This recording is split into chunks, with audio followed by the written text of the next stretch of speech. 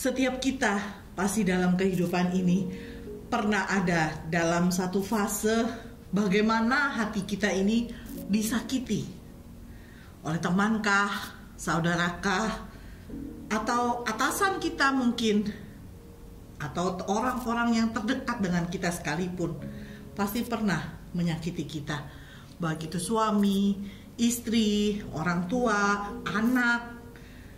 Benar ya, pasti kita pernah mengalami namanya disakiti. Pada saat seperti itu, kehidupan kita tuh diperhadapkan pada satu titik. Maukah kita mengampuni? Maukah kita melepaskan pengampunan itu atau tidak? Nah, pengalaman hidup seperti ini saya pernah alami. Pastinya kita semua pernah alami gitu.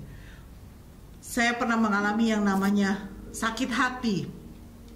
Itu dialami saya pada saat saya sekolah sekitar SMP.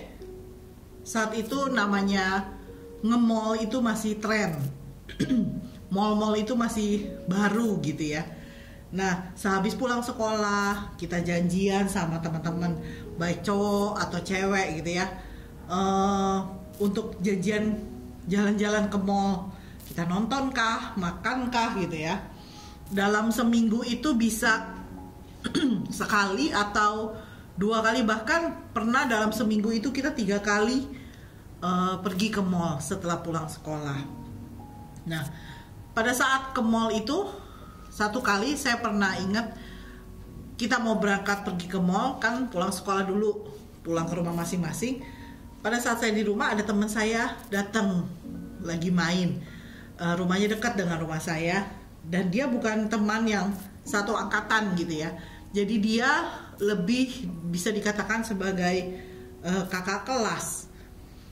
Dia sedang main ke rumah saya, tiba-tiba teman-teman yang lain datang untuk menjemput saya pergi ke mall. Pada saat itu saya tanyakan kepada teman saya ini, yuk kita pergi ke mall, jalan-jalan gitu, kita makan-makan, kita nonton kah gitu. Tapi ternyata teman saya ini nggak mau, dia tidak mau untuk ikut bersama-sama kami gitu. Terus akhirnya kita pergi ke mall, dia pulang, dan berikut minggu-minggu berikutnya masih seperti itu.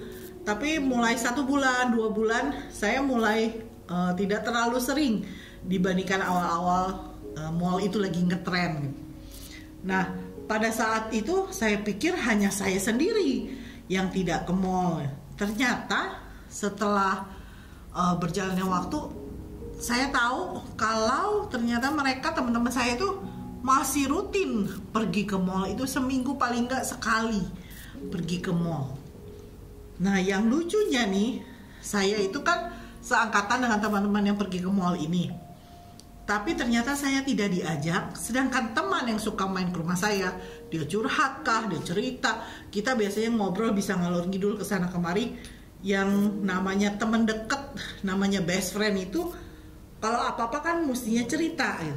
Tapi dia tidak cerita kalau ternyata dia yang ikut pergi bersama teman-teman saya ke mall. Pada saat saya tahu seperti itu, saya merasa seperti dibohongi. Kok dia nggak cerita sama saya gitu. Nah, waktu kejadian itu saya merasakan, wah, saya dibohongi gitu.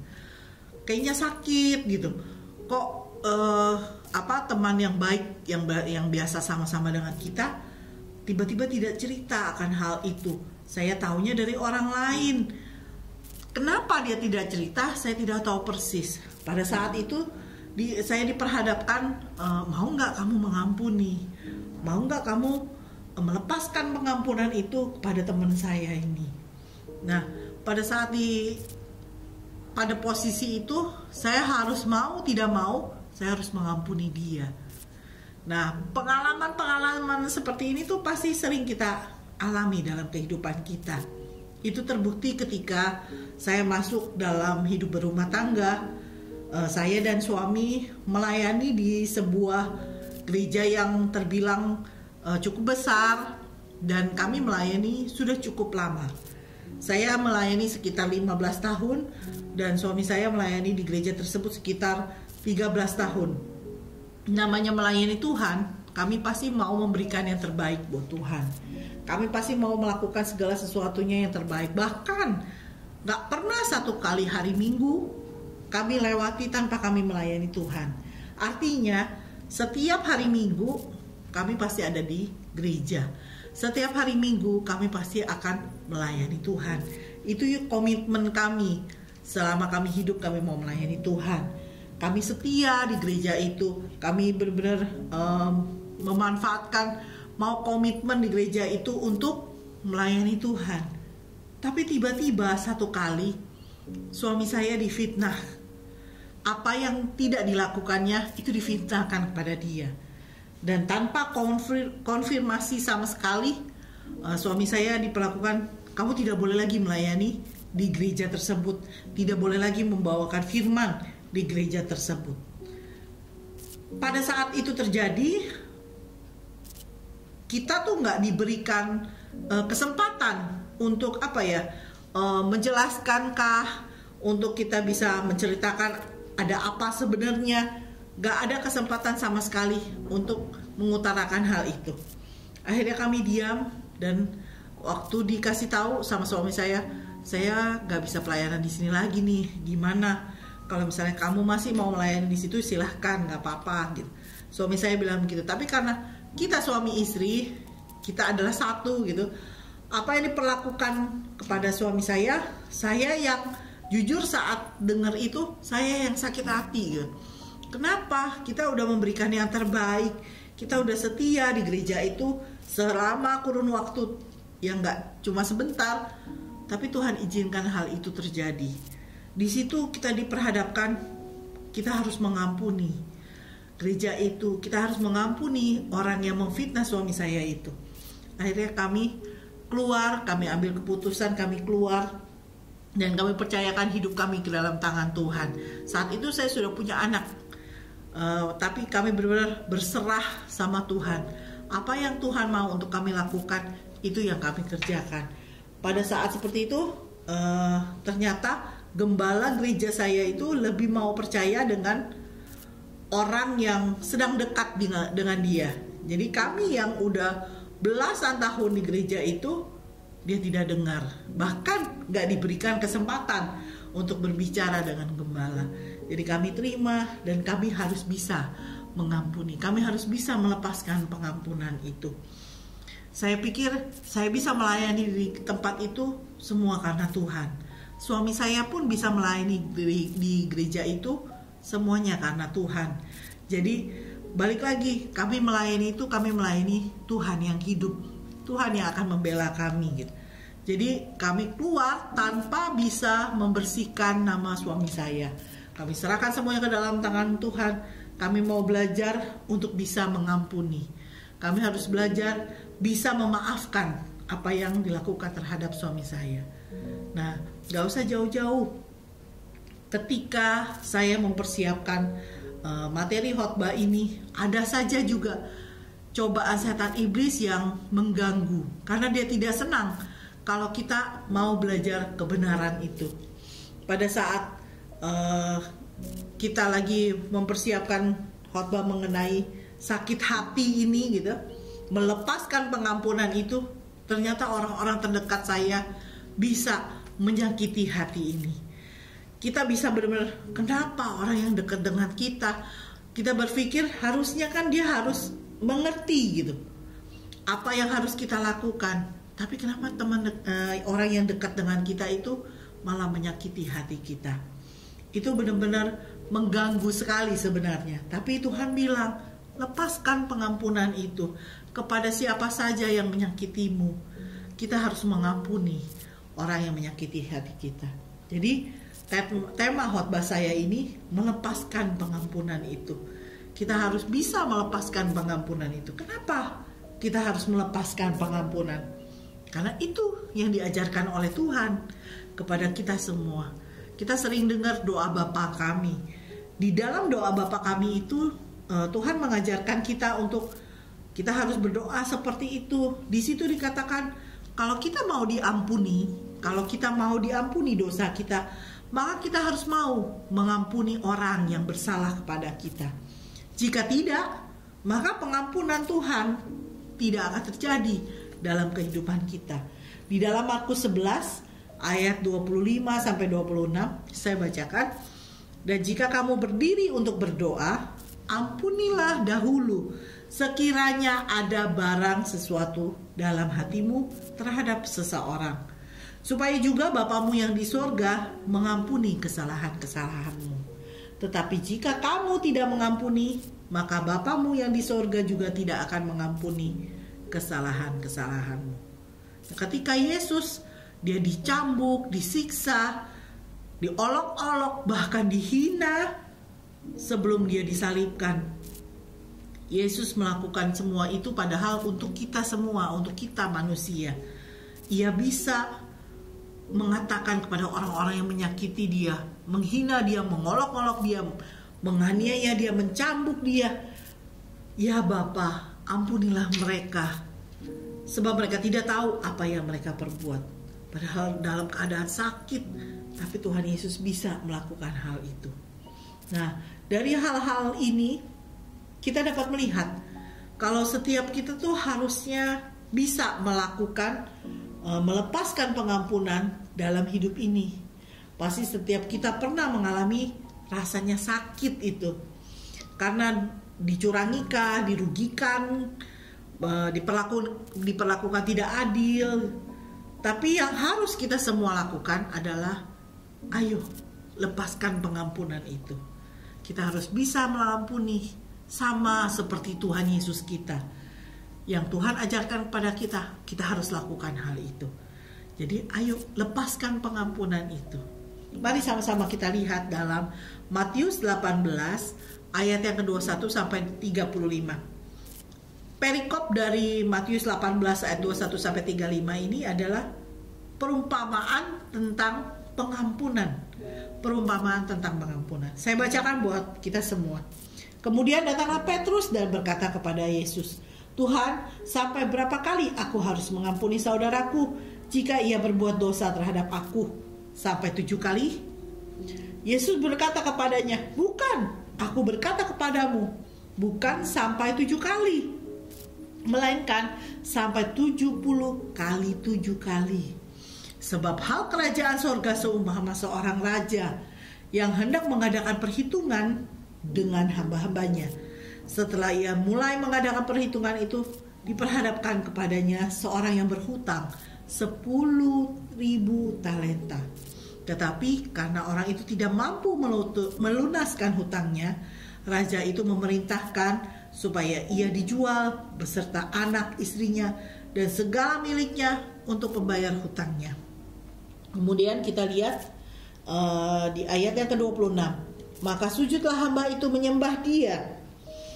Katanya, 'Sabarlah dahulu, segala hutangku akan kulunaskan.'" Ayat yang 27, lalu tergeraklah hati raja itu oleh belas kasihan akan hamba itu, sehingga ia membebaskannya dan menghapuskan hutangnya. Ayat yang ke-28, tetapi ketika hamba itu keluar, ia bertemu dengan seorang hamba lain yang berhutang 100 dinar kepadanya.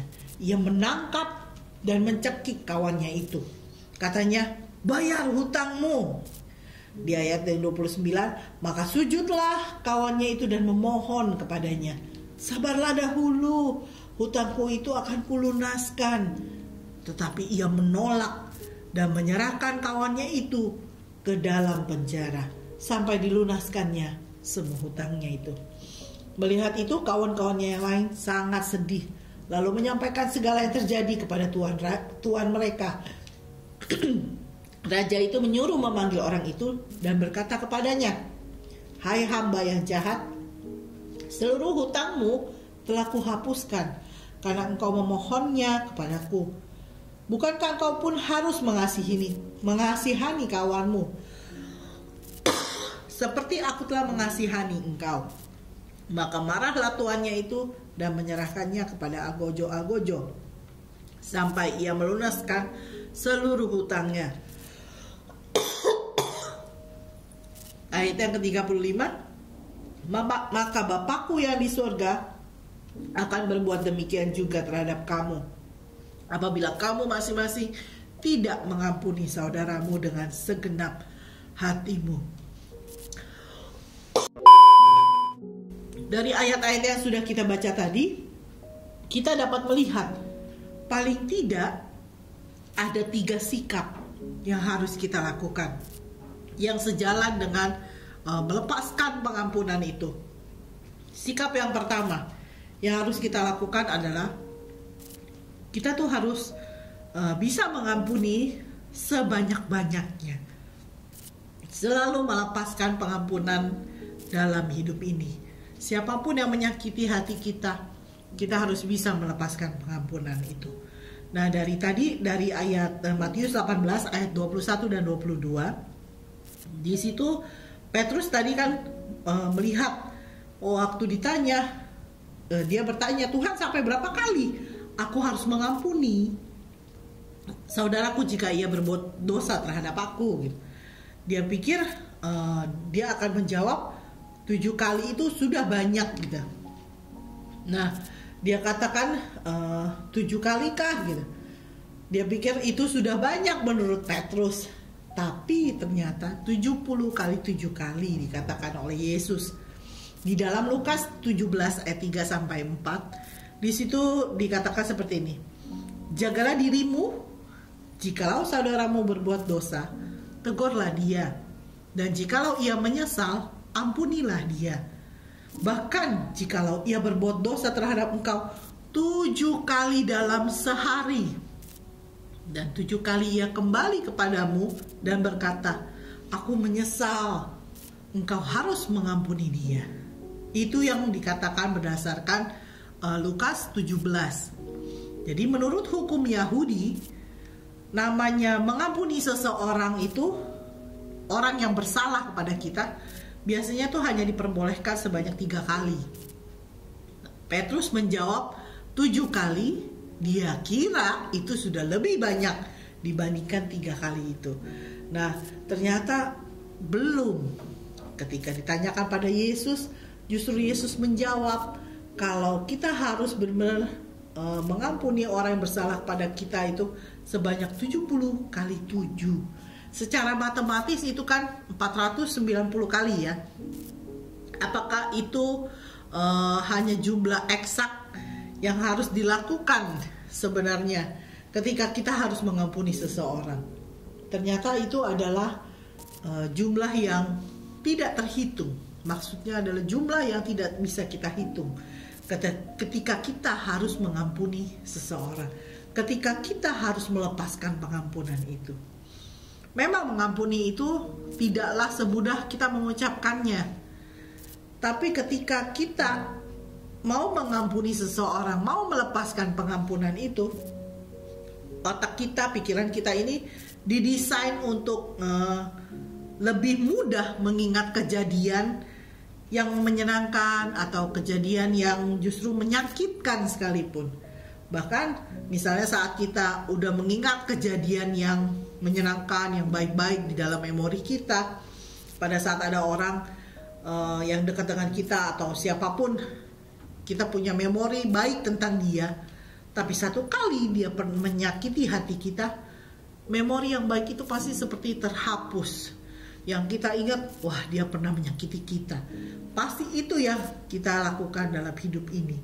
Jadi namanya melepaskan pengampunan itu, melepaskan mengampuni orang yang bersalah kepada kita itu, bukannya kita melupakan, tapi benar-benar kita mengampuni. Yang pastinya kita harus ingat benar apa yang dilakukan sama kita, dan kita harus melepaskan pengampunan itu.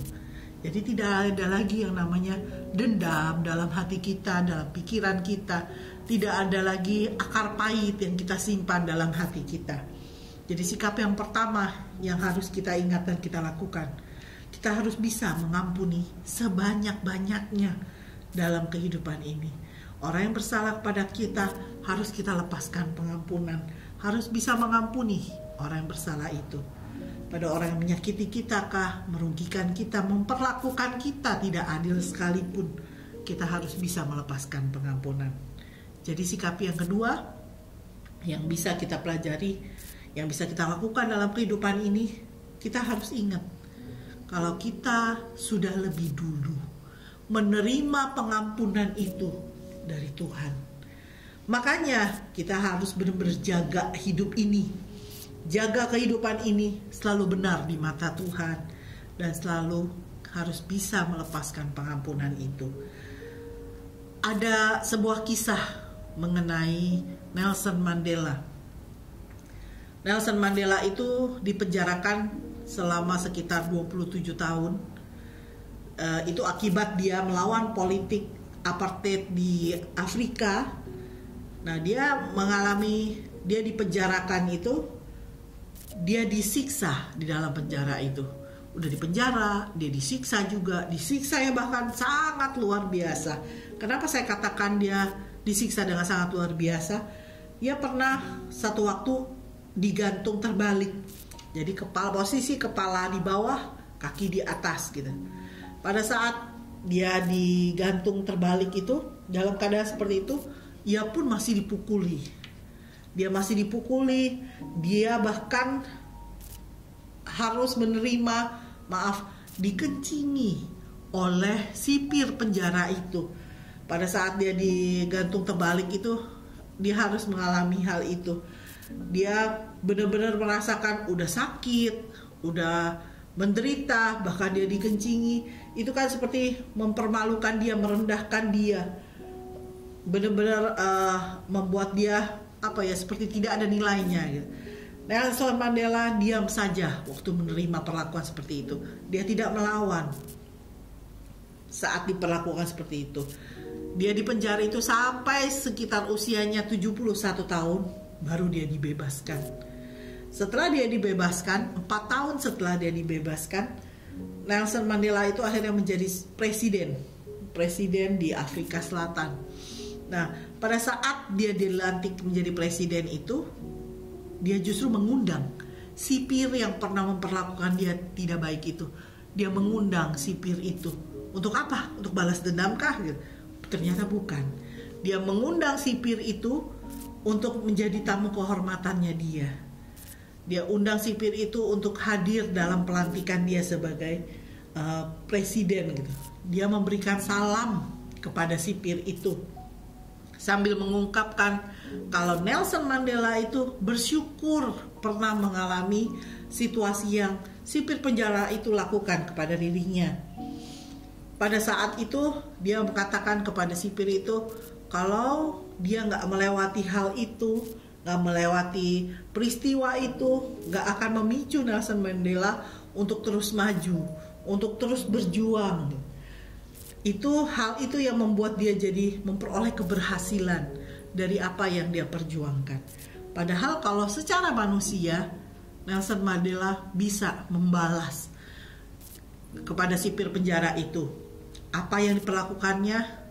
Sipir penjara itu memperlakukan Nelson Mandela sangat tidak manusiawi gitu. Dia bisa balas, tapi dia tidak melakukan hal itu. Dia tidak dendam kepada sipir penjara itu. Dia bahkan melepaskan pengampunan.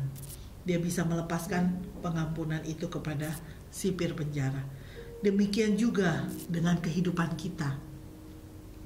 Kita yang lahir sudah bawa dosa dalam kehidupan ini. Tapi karena kasihnya Tuhan, kasih Tuhan kepada manusia, setiap kita yang percaya kepadanya itu bisa memperoleh hidup yang kekal. Di dalam Yohanes 3 ayat 16 kan dikatakan, kalau Tuhan itu benar-benar mengasihi kita sehingga memberikan nyawanya bagi kita. Rasul Paulus pun mengingatkan kita di dalam Efesus 4 ayat 32. Efesus 4 ayat 32 bunyinya seperti ini. Tetapi hendaklah kamu ramah seorang terhadap yang lain, penuh kasih mesra dan saling mengampuni, sebagaimana Allah di dalam Kristus telah mengampuni kamu. Kita yang tadinya masih berdosa, tapi Yesus mau datang ke dunia ini, disalibkan, bahkan mati di kayu salib, dan ia dibangkitkan. Semua itu karena diri kita. Karena hidup kita ini, Tuhan Yesus mau menyelamatkan kita. Dia mau menebus kita semua. Karena itu dia benar-benar mau mengorbankan anaknya Yesus Kristus itu bagi setiap kita manusia. Jadi kita harus ingat kalau Tuhan sudah mengampuni kita terlebih dulu. Makanya jangan berbuat dosa lagi dalam hidup ini. Makanya kita harus jaga hidup ini yang sudah diampuni oleh Tuhan dengan baik, selalu benar di mata Tuhan. Kita harus benar-benar punya komitmen untuk selalu jaga hidup ini benar di mata Tuhan. Jadi sikap yang kedua yang harus kita lakukan, kita harus ingat, kita ini sudah lebih dulu menerima pengampunan itu dari Tuhan. Makanya kita harus jaga hidup ini. Jaga kehidupan kita ini benar di mata Tuhan. Jangan lagi lakukan dosa, kejahatan jangan lagi ada dalam hidup kita. Benar-benar hidup ini untuk ruh Tuhan. Hidup dan mati kita benar-benar untuk Tuhan. Dan kita bisa selalu melepaskan pengampunan dalam hidup ini. Itu sikap yang kedua. Sikap yang ketiga yang harus kita lakukan, yaitu melepaskan pengampunan itu dengan segenap hati kita. Melepaskan pengampunan itu dengan segenap hati kita. Di Matius 18 ayat 35 itu dikatakan seperti ini. Maka Bapakku yang di sorga akan berbuat demikian terhadap kamu. Berdemikian juga terhadap kamu. Apabila kamu masing-masing tidak mengampuni saudaramu dengan segenap hatimu. Jadi kita harus mengampuni dengan segenap hati. Seseorang yang belajar mengampuni, yang mau belajar mengampuni itu diibaratkan sebagai orang yang mau untuk belajar naik sepeda. Saat pertama kita naik sepeda, maka tentu aja pasti kita akan terjatuh. Kita harus benar-benar siap untuk lecet sana sini, lutut kita terluka gitu ya. Lecet juga di sana sini. Kita harus benar-benar siap untuk mengayuh sepeda itu, menyeimbangkan sepeda itu, benar-benar fokus pada kemudi kita, menguasai kemudi kita, memegang dengan baik sebelah kanan, sebelah kiri. Kita harus benar-benar segenap hati kita mencoba menaiki sepeda itu. Kalau kita nggak bisa sepenuh hati, segenap hati kita naik sepeda itu, kita pasti akan terjatuh. Mengendarai sepeda itu butuh yang namanya segenap hati. Kalau dengan setengah hati, pasti tidak akan fokus. Kalau kita naik sepeda dengan setengah hati, pasti akan meleng dan terjatuh nantinya. Tidak konsentrasi. Nah, kita bisa saja terjatuh jika seperti itu. Saya ingat dulu waktu ketika saya belajar naik sepeda, baru aja bisa gitu naik sepeda. Pada saat itu saya mau kayak sosokan gitu ya, mau show off, mau kasih lihat, oh saya bisa naik sepeda nih. Waktu itu saya naik sepeda itu sambil saya mengunyah makanan gitu ya. Pada saat saya naik sepeda itu, saya nggak fokus, saya nggak dengan segenap hati saya gitu, karena saya mau pamer aja gitu. Pada saat saya kayuh, terus saya nengok-nengok ke belakang. Saya dada-dada ke saudara saya, ke mama saya gitu. Tapi saya benar-benar gak fokus pada sepeda saya dan jalanan di depan saya. Akibatnya apa? Ada selokan di depan, saya masuk ke dalam selokan itu, habis semua muka saya kena air selokan itu. Itu akibat saya tidak bisa fokus. Saya tidak bisa segenap hati mengayuh sepeda itu dengan benar. Fokus pada kemudi sepeda itu dan fokus pada jalanan yang sedang saya lalui. Tapi kita harus bisa jadi fokus dalam mengampuni. Kita harus melepaskan pengampunan itu dengan segenap hati kita. Kalau kita nggak berani naik sepeda itu, kalau kita nggak berani jatuh atau terluka gitu, maka kita nggak bisa dikatakan kita orang yang jago naik sepeda. Jadi pada saat kita mau melepaskan pengampunan, kita harus benar-benar mengampuni berkali-kali. Banyak kali harus kita lakukan pengampunan itu. Kita harus ingat kalau kita ini sudah diampuni Tuhan. Kalau kita ini sudah diampuni terlebih dulu oleh Tuhan. Pada saat pengampunan itu, maka kita pun harus mengampuni orang lain. Tuhan sudah mengampuni kita, kita harus mengampuni orang lain. Dan kita harus lakukan hal itu dengan segenap hati kita, dengan serius untuk melepaskan pengampunan itu. pakai kekuatan kita sendiri mungkin kita nggak mampu. Kita nggak akan bisa melepaskan pengampunan itu. Tapi kita butuh kekuatan Tuhan. Bersama Tuhan pasti kita bisa mengampuni. Bersama dengan Tuhan pasti kita bisa melepaskan pengampunan itu. Tanpa kita mau sakit gitu ya, maka kita tidak akan pernah bisa mengampuni. Kalau kita nggak mau sakit, kita nggak akan bisa melepaskan pengampunan itu. Jadi sikap yang ketiga yang harus kita lakukan, melepaskan pengampunan itu dengan segenap hati. Paling tidak harus ada respon dari diri kitanya.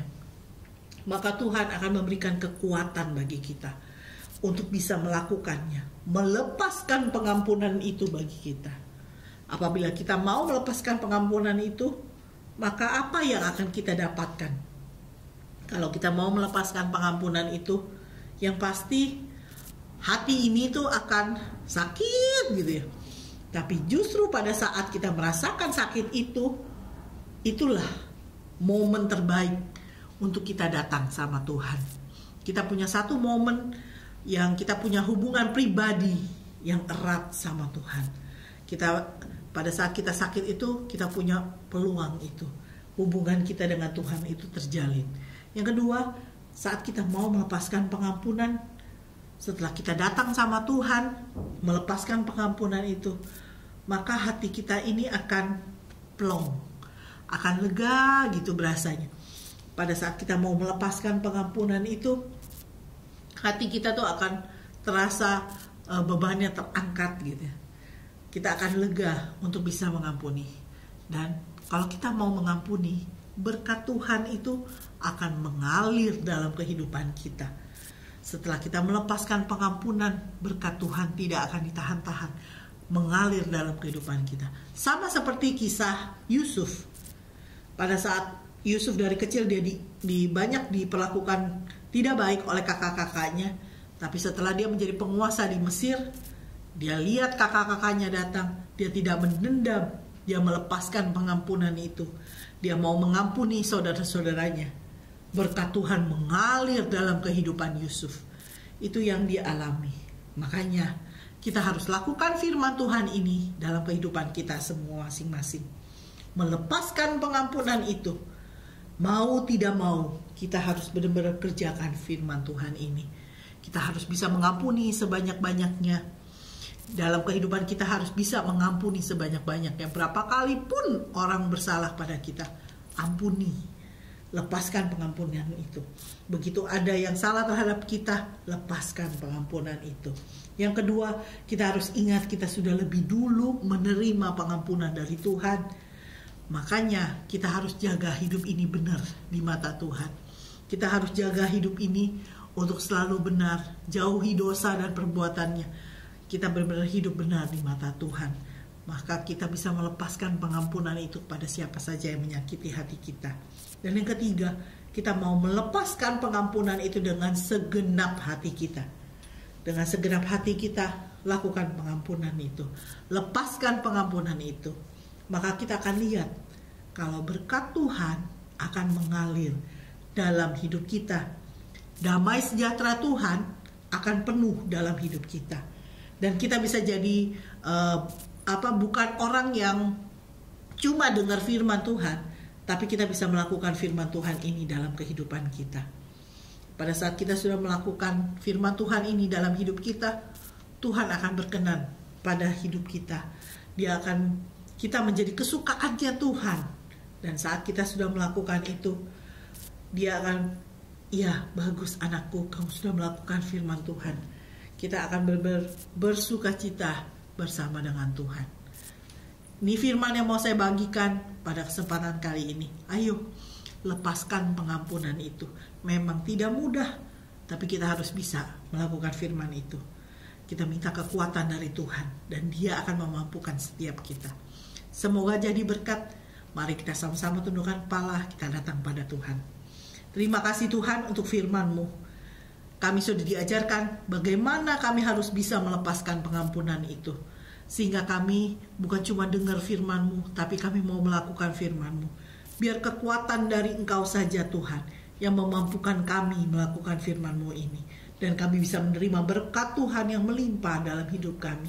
Menyertai kami, damai sejahtera Tuhan akan menyertai seumur hidup kami. Terima kasih Tuhan, meteraikan firman-Mu ini dalam setiap hati kami yang mendengarnya. Supaya kami bisa melakukan firman-Mu dalam hidup kami sehari-hari. Terima kasih Tuhan. Dalam nama Tuhan Yesus Kristus, kami sudah bersyukur dan berdoa. Amin. Selamat beraktivitas. Tuhan Yesus memberkati kita semua.